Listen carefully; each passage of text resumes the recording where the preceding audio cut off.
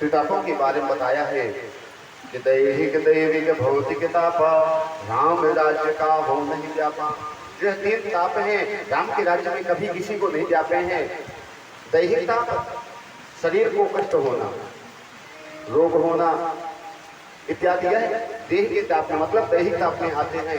दैविक, महाराज सब कुछ बढ़िया चल रहा है पर अचानक कोई दुर्घटना हो गई, यह देवताओं का ताप है। और भौतिक, महाराज कोई और नुकसान हो जाए। इस तरह से इस श्लोक में तीनों तापों के बारे में बताया गया है। अंत में महाराज सत्योर्यवरुध्यते कृतभिः शुश्रूषभिर्लक्षणात्, महाराज अंत में बता रहे हैं अवरुद्ध, क्योंकि अंत में आया है कि सत्योर्यवरुध्यते। जब आप भगवान का भजन करोगे, जब आप ठाकुर जी से प्रेम करोगे, उनसे लाड़ लड़ाओगे, पर यह होगा कब? जब आपके अंदर का जो मच्छर है जब वह निकल जाएगा, तब आपका प्रेम ठाकुर जी की ओर बढ़ेगा। और जब आपका मन, आपका प्रेम ठाकुर जी की ओर जाएगा तो होगा क्या कि ठाकुर जी आपके मन के अंदर आकर के बैठ जाएंगे। और महाराज जिसके अंदर वो एक बार बैठ जाए तो फिर वह दोबारा इतनी सहजता से नहीं निकलते हैं। क्यों? सत्योर्यवरुध्यते कृतभिः शुश्रूषभिर्लक्षणात्, महाराज आकर के वह अवरुद्ध हो जाते हैं, आप निकालना चाहें तो भी नहीं निकलते हैं। बोले राधे राधे।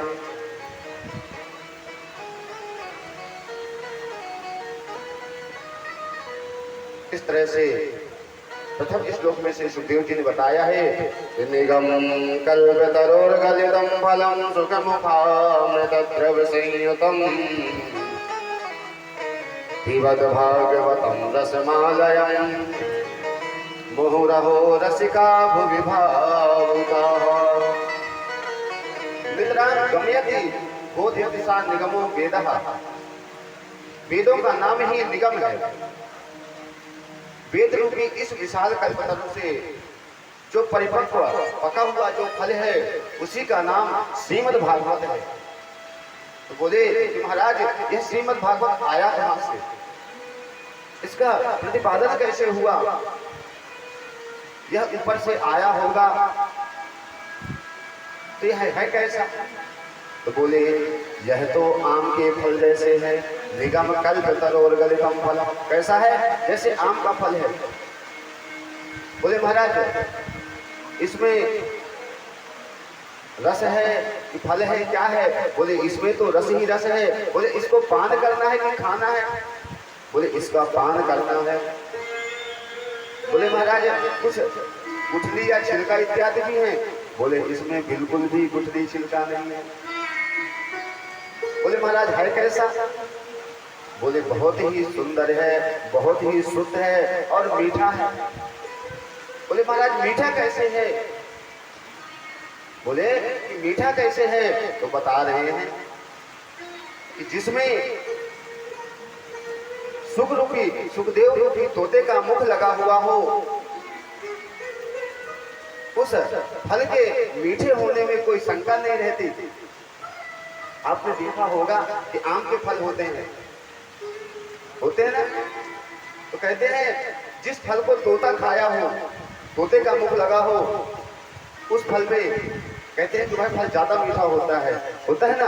तो अब बताइए जब साधारण तोता के खाने से हम विश्वास करते हैं यह फल मीठा होगा, तो जिसमें सुखदेव जैसे तोते का मुख लगा हो जिस भागवत में, क्या उसके मिठास में कमी होने का संदेह रहता है? बोलो राधे राधे। बोले महाराज यह फल है, पका हुआ है? बोले हाँ पका हुआ है। बोले जब उतने ऊंचे से गिरा होगा तो यह फूट गया होगा? बोले बिल्कुल भी नहीं फूटा है। बोले कैसे? बोले यह विष्णु की शाखा से यह फल चला है तो ब्रह्मा की शाखा पे आया है, और जब ब्रह्मा की शाखा से चला है तो नारद जी की शाखा पे आके लटका है, और नारद की शाखा से अटका तो वेद व्यास की शाखा में आके अटका, और जब वेद व्यास की शाखा से टपका तो सुखदेव रूपी तोते की शाखा में जाके अटका, और जब सुखदेव रूपी से जब टपका तो हम सभी पूरे संसार वासियों को प्राप्त हुआ। बोलो राधे राधे। तो महाराज एक दूसरे के सहारे से होते हुए आया है, इसलिए यह शुद्ध पका हुआ और बिल्कुल भी टूटा फूटा नहीं है।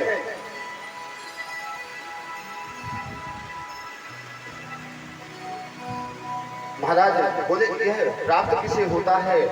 तो बोले कि मूढ़ो रसिका भूमि भावुका, रसिक और संतों को प्राप्त होता है। किसी ने प्रश्न किया कि महाराज केवल दो को ही मिलेगा? बोले नहीं। बोले फिर इसमें रसिक और संतों की ही बात क्यों आई? बोले इसमें रसिक और संतों की बात इसलिए आई कि अगर जो और भी कोई प्रेम से सुनना चाहता है तो वह सुन ले, परंतु प्रेम से वही सुन सकता है जिसको इसकी आवश्यकता होगी। जब किसी को किसी चीज की आवश्यकता ना हो तो वह सुनेगा क्यों? और भगवान की चर्चा तो हमेशा रसिक और संत ही सुनते हैं। बोले महाराज और कोई सुनना चाहे तो? बोले कोई मना नहीं है। रसिक और संतों का नाम इसलिए आया कि मान लो हम कहीं जा रहे हैं, हम कहीं यात्रा में जा रहे हो, प्याऊ लगे हो, प्याऊ समझते हैं वो पानी पिलाने वाले जो बैठे रहते हैं, है ना? अब पानी पिलाने वाला आपको देखे और बोले बाबूजी जल पी लो, क्या कहे? बाबूजी माताजी जल पी लो। अगर जो प्यास लगी है तब तो ठीक है, और नहीं लगी है तो क्या कहेंगे? ये बताओ कि जल कहाँ से लाए? क्या कहोगे? जल कहाँ से लाए? क्योंकि प्यास नहीं लगी है ना। बाबूजी कुएं से लाया है, शुद्ध है? बोले हाँ महाराज शुद्ध है। नहा धो के लाए हो? बोले हाँ महाराज नहा धो के लाया हूँ। बोले बर्तन साफ किए थे? बोले हाँ किया था। इतने सवाल क्यों हो रहे हैं? क्योंकि उसको प्यास नहीं लगी है। और महाराज बैसाख जेठ का महीना हो और अच्छी प्यास लगी हो और कहीं जल दिख जाए, एक बार भी नहीं पूछेगा कि बर्तन धुला था कि नहीं धुला था, नहाया था कि नहीं नहाया था। बोलेगा भाई जैसे भी है पिला दे। और जब जल पी लेगा तब जाकर के कहेगा हाँ भाई अब सुना कैसा। बोलो राधे राधे।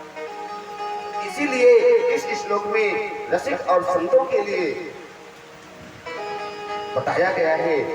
उसका कारण यही था कि जब हम रसिक बनेंगे, उनकी कथा को श्रवण करने के जो हमारे अंदर इच्छा पैदा होगी, तभी हम उस कथा को श्रवण कर सकते हैं। यहाँ पर सूर्य ने शौनकादि ऋषियों से सूर्य से शौनकादि ऋषियों ने 6 प्रश्नों को किया है कि प्राणी मात्र का कल्याण कैसे हो।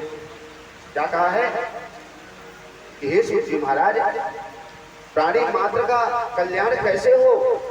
दूसरा प्रश्न, शास्त्र तो बहुत हैं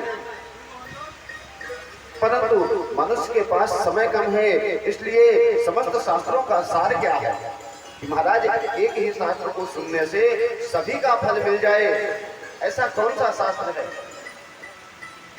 तीसरा प्रश्न, भगवान यदि सर्व सामर्थ्य जगदीश है तो वह फिर अवतार क्यों लेते हैं। महाराज जिनके संकल्प से संसार का सृजन हो सकता है, उनको अवतार लेने की क्या आवश्यकता है।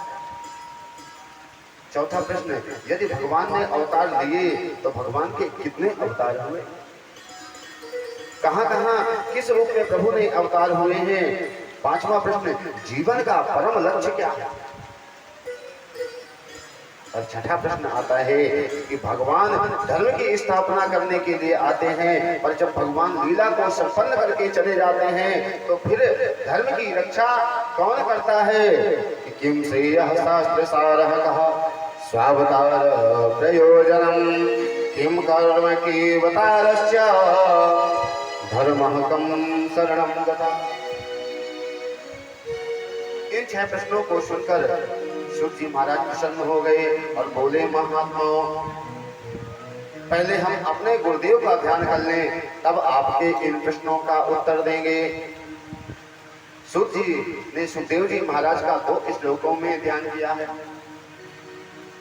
कि यम प्रव्रजन्ते मनुपेतमपेति कृत्यम् द्वैपायनो विरह कातरया जुहाव पुत्रेति तन्मयतया तर्वोऽभिनेदो तं सर्वभूतहृदयं मुनिमानितोऽस्मि यस्वानुभावमखिल श्रुतिसारमेकाम् अध्यात्मदीप्तमतिते सिततां तमोन्द्यम् संसारिणां करुणया पुराणि गुह्यम् तं व्यासशोनमुपयामि गुरुं मुनीनाम्।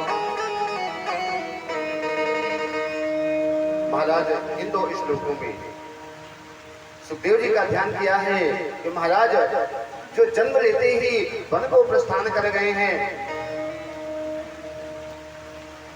ऐसे उच्च कोटि का जिनका वैराग्य है, महाराज जन्म लेते ही माता का जो नाल है उसको अपने गले पे लटकाया है और वन की ओर प्रस्थान कर गए हैं।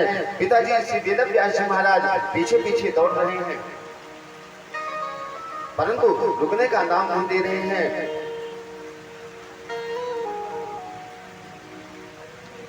जिनके ऊपर माया का भी कोई प्रभाव नहीं है,